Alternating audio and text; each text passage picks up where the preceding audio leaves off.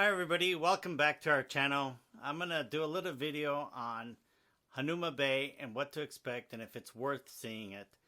Hanauma Bay is located just about 25 miles from Waikiki Beach and the island of Oahu.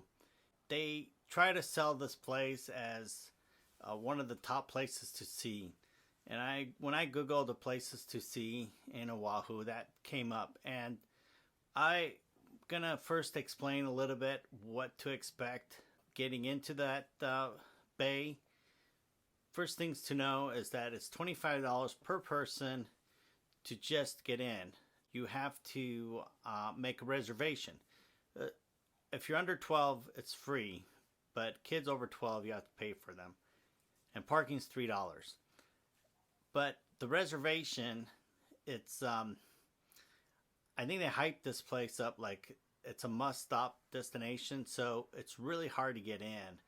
They only allow so many people, and it starts at in the morning, about 7 in the morning, and it goes all the way until 3:30 is the last, or 2 o'clock is the last place time to get in. You're very limited into time. So what we did is we booked and we couldn't get in because literally the slots fill up like within seconds, and the slots, they only allow so many people per time slot. So what happens is, you know, you're competing with basically the world, because at 7 in the morning when the reservation opens, literally it's gone. But what you do is you don't want to go too late, because if you, let's say you get like a 1 o'clock or 2 o'clock slot, you're only there for an hour and a half that you have there at the bay. So just kind of keep that in mind. So once you get your ticket, you get all excited. You're expecting to see like this really cool place, right? Because you just spend $25 to see it. The mad rush to get in before. We have to be there 15 minutes before they allow the time, or they're not going to allow you to get in. So we're trying to hurry. So you have this anticipation, you know, especially if you're traveling with a family, you're like, oh, quick, we gotta get there. And so you park, you pay your $3, you get all your stuff, you got all, you know, your towels and your cooler, because everything that you bring with you to the beach, you take it, chairs and so forth, and they walk you through this little area where they check your ticket. You're all excited because you made it there. You know, it almost feels like you don't want to miss a flight, right? And then they put you in this, well, you kind of make your way in this big room area that has the history of the bay, and it tells you all about all the animals or sea life, and then you kind of walk down to this big room where they show you this video. And the video just basically talks about the bay and how they want to preserve it. And, you know, the video looks really good, and you're expecting like, wow, I'm going to see some really cool fish here. You watch your little video, and one thing that's cool about this video, they also tell you the safety about, you know, where to go, and the currents, and, you know, where to snorkel and not to snorkel, and all that good stuff. So you get out, and they actually, what's kind of cool, I thought we would have to carry all our stuff down to the bay, but actually what they have is these trucks with cart where you could just ride down to the bay, and it takes just a few minutes.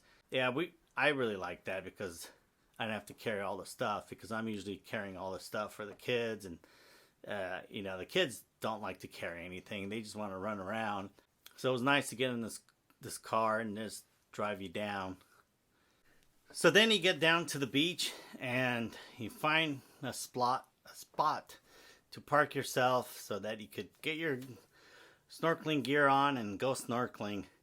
And luckily we found like this grass area where we could just lay all our stuff and get in the water. Now, of course, we've been to other islands in Hawaii, so we kind of knew what to expect when it came to snorkeling.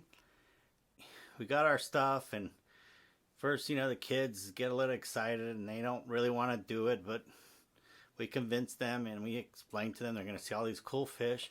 And we get there, and I have to say, maybe it was because it was windy that day.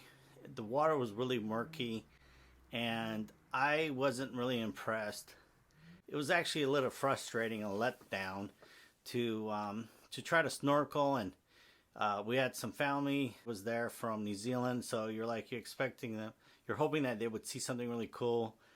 I felt like the snorkeling was a little bit overrated this whole bay. I looked online, and to be fair, I saw some videos on YouTube that showed when the water's clear, yeah, there's a lot of fish, and you actually could see some really cool, you could do some really cool snorkeling.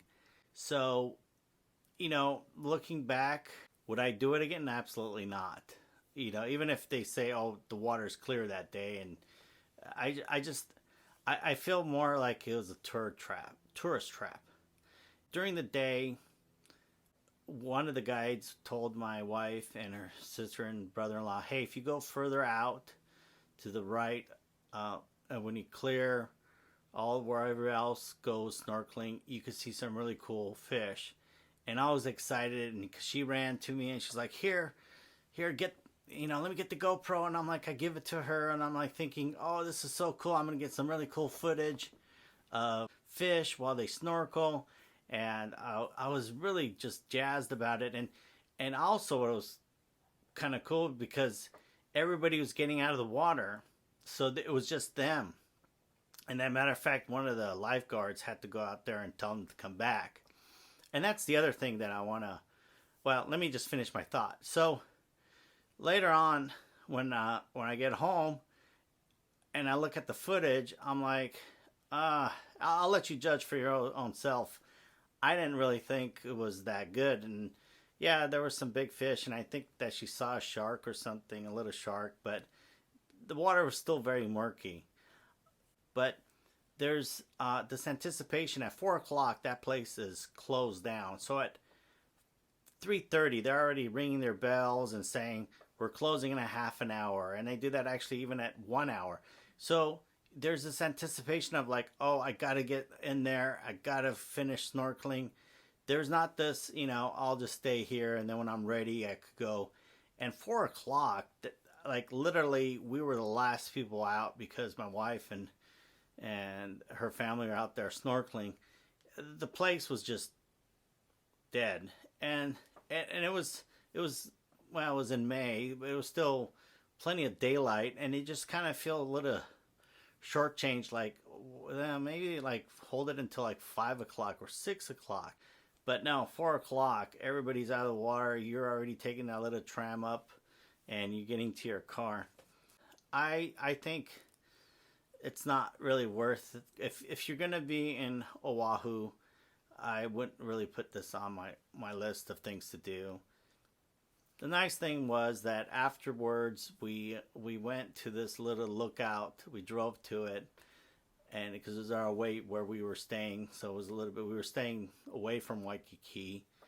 It was actually really beautiful. The lookout was pretty amazing. You could see the ocean, and well, it's a lookout, so that made it a little bit worthwhile. But anyways, that's my overview of this bay, and personally, I think it's a little bit hyped up. Well, thank you for watching. If you enjoyed this video, give it a thumbs up. Please consider subscribing to our channel. And like always, keep on traveling. Thank you.